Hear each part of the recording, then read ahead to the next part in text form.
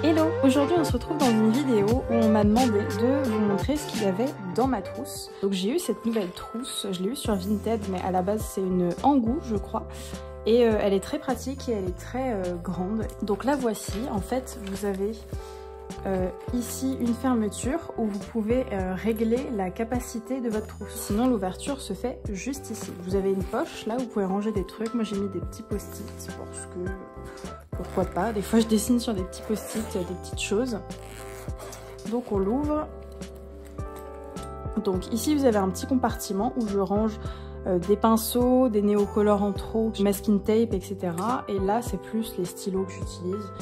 Donc là par exemple c'est plutôt pour faire de l'ancrage mais faire des dessins à la ligne noire très fine, très rapidement. Donc c'est pas quelque chose de waterproof il me semble, mais j'aime beaucoup utiliser ce stylo là, je le trouve très agréable même pour écrire en fait. Il est très sympa. Voilà. Ensuite j'utilise beaucoup ces ink brush là, surtout le orange, moins le bleu j'avoue. Mais le orange, vous pouvez voir qu'il descend très vite. J'utilise beaucoup, c'est des ink brush de chez Sennelier. Voilà, j'en ai un orange Sennelier et un bleu primaire et je les trouve super. C'est en fait des pinceaux, comme des pinceaux à réservoir d'eau, mais avec directement de l'encre. Donc il faut faire attention quand vous l'ouvrez parce que ça... Mais c'est très sympa, donc vous appuyez ici sur le réservoir, en fait ça va passer là et ça va couler et ça va vous faire comme un pinceau à réservoir sans mettre d'encre. C'est vraiment top ce genre de pinceau. Vous pouvez aussi le diluer à l'eau je crois, mais oui, diluable à l'eau. Dans mes anciennes vidéos vous avez sûrement dû le voir, ou mes anciens live Twitch. N'hésitez pas à me suivre sur Twitch d'ailleurs. Alors ça c'est un peu particulier, c'est un crayon que j'ai eu au musée Rodin de la marque Koh-i-Noor et en fait je l'ai acheté parce que j'aime beaucoup les crayons avec pas mal de couleurs comme vous pouvez le voir ici. J'aime beaucoup l'effet que ça rend, je ne l'ai pas encore testé celui-là précisément, mais j'en avais un autre de la même marque qui était jaune, bleu et rouge je crois, et j'aime beaucoup ces crayons, donc c'est pour ça que c'était l'occasion d'en acheter un. Et pour finir, ceux-là, donc ceux-là je les utilise souvent, les colorés surtout, parce qu'ils ont plein de couleurs et la mine est assez jolie d'ailleurs et assez fine. Donc là, comme je suis censée être en voyage, bon, je travaille mais on va dire que c'est la trousse quand je pars en voyage, j'ai quelques petits pinceaux. J'ai tout d'abord ces 4 pinceaux là, qui sont des pinceaux de chez Raphaël. Ce sont des précisions que j'avais eu dans un kit de pinceaux voyage, où il y a d'ailleurs un petit pincelier en bambou. Ensuite j'ai ce gros pinceau, qui est un Da Vinci. Ça c'est un truc que j'avais eu en prépa d'art parce que j'avais acheté plein de trucs chez Bossner. Je m'en sers beaucoup pour faire les fonds de couleur sous mes crayons de couleur. En fait souvent, je le fais moins depuis que j'ai ce carnet là parce qu'il supporte un peu moins bien l'aquarelle. Je fais un fond d'aquarelle avec des aquarelles super granulantes de chez Schmincke. Souvent c'est dans les teintes beige jaune. Et après je mets mes crayons par dessus et ça permet de ne pas laisser de blanc ou alors d'avoir une petite couleur d'ambiance en dessous, même pour la gouache. Des fois je fais des très grands tracés à la gouache.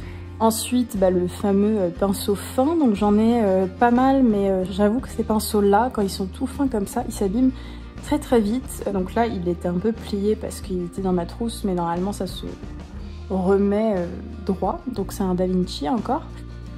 J'utilise souvent celui-là pour faire les lines sur mes gouaches par exemple.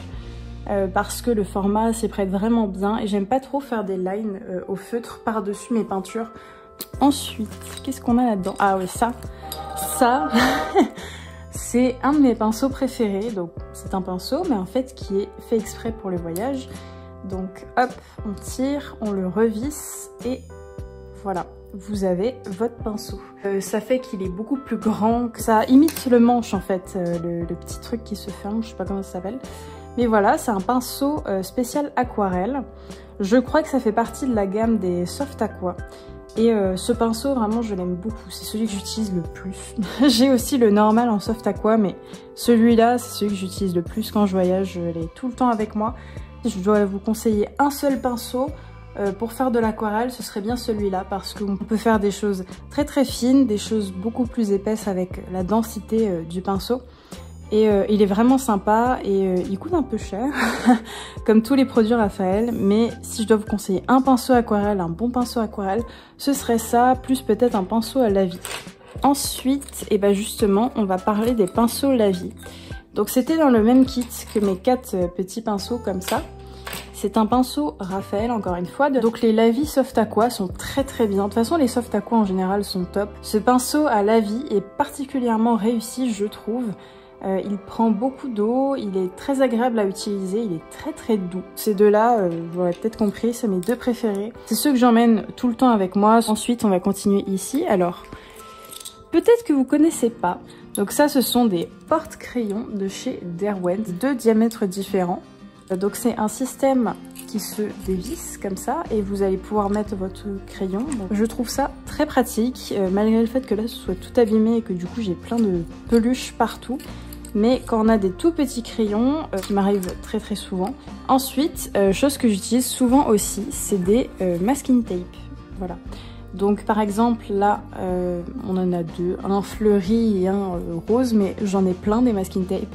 Et je m'en sers pour coller des choses dans mon sketchbook. Voilà. Je sais pas si toutes les illustratrices ont ça, mais en tout cas, je m'en sers très souvent. Et ensuite, on a quelques néocolores. Donc les néocolores, c'est vraiment quelque chose que j'utilise très souvent. C'est mes pastels préférés. Souvent, je prends deux boîtes. C'est souvent des boîtes en édition limitée de... alors, je ne sais pas si je prononce bien, Beya Rebay. Mais en tout cas, j'adore les couleurs qu'elle avait sorties avec Caran d'Ache et du coup j'ai saigné ces boîtes là, mais en plus je me prends quelques couleurs quand même. On est rajouté d'ailleurs dans les boîtes, j'ai un vert tilleul, un olive brun, enfin des couleurs un peu plus terreuses et un très joli orange jaune. Ensuite on va passer à l'intérieur avec notamment mes crayons de couleur. Donc vous pouvez voir qu'il y en a pas mal, il n'y a pas que ça, mais on va y revenir. Alors tout d'abord vous voyez ceci qui brille un peu. En fait, ce sont des pinces à dessin que je mets pour tenir mes sketchbooks. Donc, par exemple, quand je prends mon sketchbook dehors et que les pages s'envolent un peu, donc là, je l'ai commencé, donc ça se voit pas trop, mais imaginons que j'en suis là.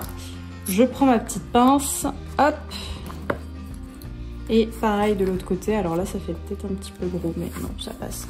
Et ça fait que les feuilles ne volent pas et vous pouvez dessiner en toute tranquillité. Vous pouvez même en mettre deux ici et faire une petite aquarelle pour pas que ça gondole.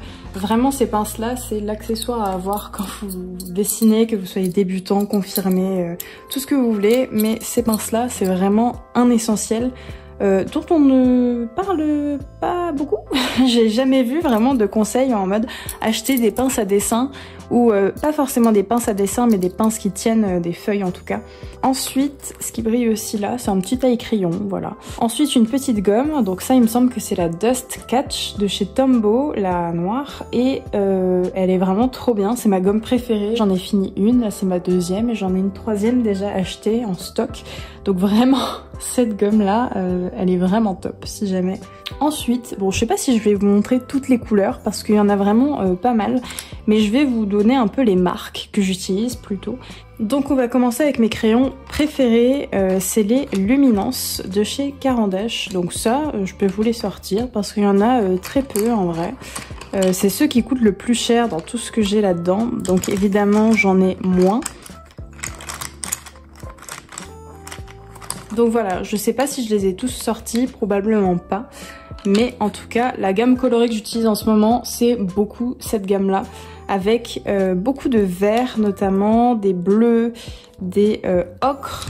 Mes deux couleurs préférées, c'est ce vert-là et ce vert-là. C'est en fait des verts qui vont très bien pour faire la nature. Donc c'est le jaune olive et le ocre vert. Voilà, d'ailleurs on voit que c'est ceux que j'utilise le plus. Les Caran d'Ache, c'est vraiment des très bons crayons. À chaque vidéo j'ai l'impression de le dire, mais le bois est de très bonne qualité. Ils sont très pigmentés justement et ils sont très doux et très agréables à utiliser vu que le bois est de super bonne qualité. La couleur sur le dos du crayon est exactement la même que au bout du crayon. Je sais que des fois ça peut être différent, mais là c'est bien la bonne couleur à chaque fois. Vous avez les Faber-Castell, donc les polychromos qui coûtent 2 € je crois le crayon, et je les utilise souvent. Ceux-là sont vraiment cool parce que ça vous permet d'avoir plein de couleurs pour moins cher que d'autres marques et la texture est vraiment sympa, surtout sur ces carnets là, les carnets Art Création. Le papier est très lisse et il y a une époque je faisais plein de portraits sur ces carnets là. Le crayon réagit super bien avec ce papier là et ça fait un aspect très doux, les couleurs se mélangent d'une façon très belle. Ensuite je vais vous montrer la marque de crayon que tout le monde a, que tous les dessinateurs s'arrachent, c'est la gamme des crayons Prismacolor. Donc c'est ceux-là, c'est les Prismacolor premiers, attention. Et ces crayons de couleur sont très très bien, j'ai commencé avec ceux-là. Il faut savoir qu'il y a 5 ans, c'était pas du tout le même prix que maintenant. Là, les prix ont doublé, voire triplé. Quand je les avais achetés, je crois que j'avais payé la boîte de 48 crayons, je l'avais payé 50 €. Donc pour ce prix-là, je les trouvais extrêmement bien, d'une extrême qualité. Le seul bémol vraiment sur ces crayons de toute façon, c'est vraiment le bois utilisé, parce que le problème c'est que vous voyez ce orange, je l'ai beaucoup utilisé mais je l'ai pas assez utilisé pour qu'il soit là. Mais le bois ici est tout fissuré. Et c'est pas parce que je l'ai fait tomber, c'est pas parce que je l'ai mal taillé, c'est tout simplement parce que les crayons arrivent abîmés. Donc je ne sais pas si c'est à cause de la poste, si c'est les livreurs, etc. Mais ça fait la deuxième fois que je reprends une boîte de crayons Prismacolor. Et il y en a toujours quelques-uns qui sont abîmés. Et sur plein d'autres vidéos, j'ai vu que certains crayons sont abîmés. Donc la qualité du crayon en elle-même est top. Parce que le problème, c'est quand on va le tailler, et bah tout va se péter et du coup la mine va se casser et on doit le retailler jusqu'à ce qu'il ne se casse plus. Et du coup bah on perd quasiment la moitié du crayon. Ensuite je vais vous montrer mes crayons chouchou de cette année, vraiment je les adore et j'en entends trop peu parler.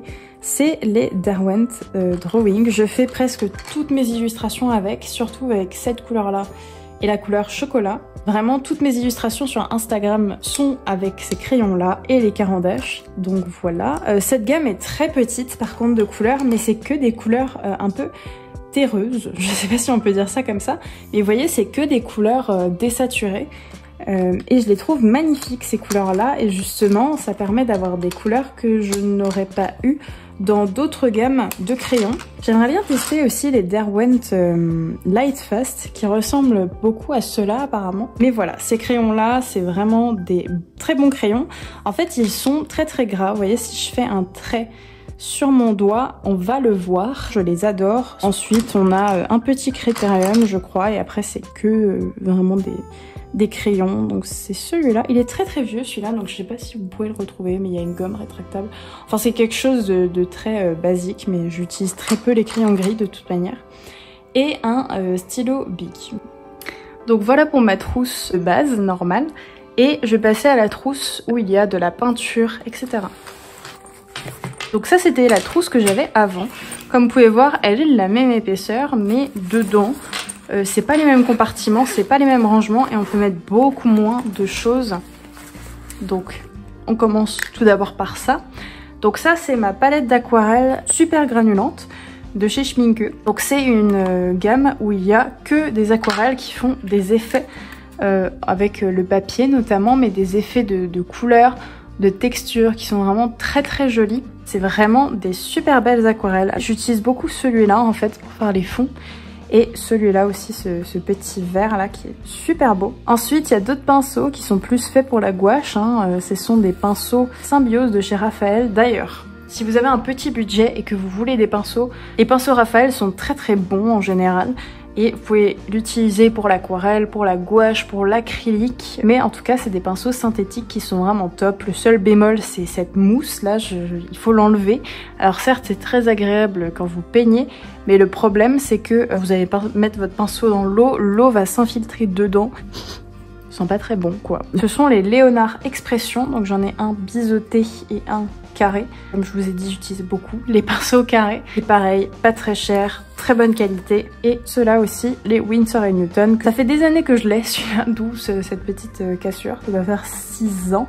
Et il a pas bougé, il est vraiment trop trop beau. Alors on voit que les poils sont un peu plus secs que quand je l'ai eu, mais il est vraiment bien. Un spray d'eau, bon ça j'ai pas besoin de le détailler.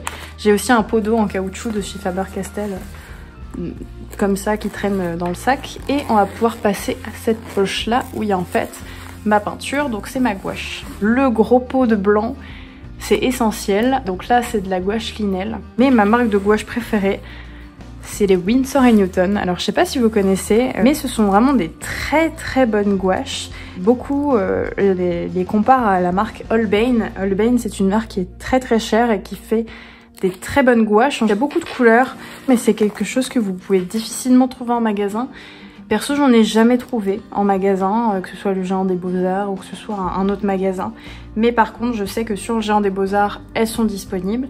Et sur le site aussi, Pen Store, je sais pas si vous connaissez, mais les gouaches sont un peu moins chères là-bas. Amazon aussi, des fois, ils font des gouaches qui sont un petit peu moins chères pendant des petites périodes. Et voilà ce qu'il y avait dans mes trousses d'illustratrice. J'espère que cette vidéo vous a plu et que ça vous a intéressé. S'il y a des marques que vous voulez que je revienne dessus ou des textures de crayons, des crayons particuliers ou autre chose, n'hésitez pas à me le dire en commentaire. Ça booste l'algorithme YouTube. Un petit j'aime et à partager évidemment et à vous abonner si mon contenu vous plaît. Et voilà, et moi je vous laisse sur ça en vous souhaitant une bonne journée et la prochaine vidéo qui arrive samedi prochain. Bye, bisous.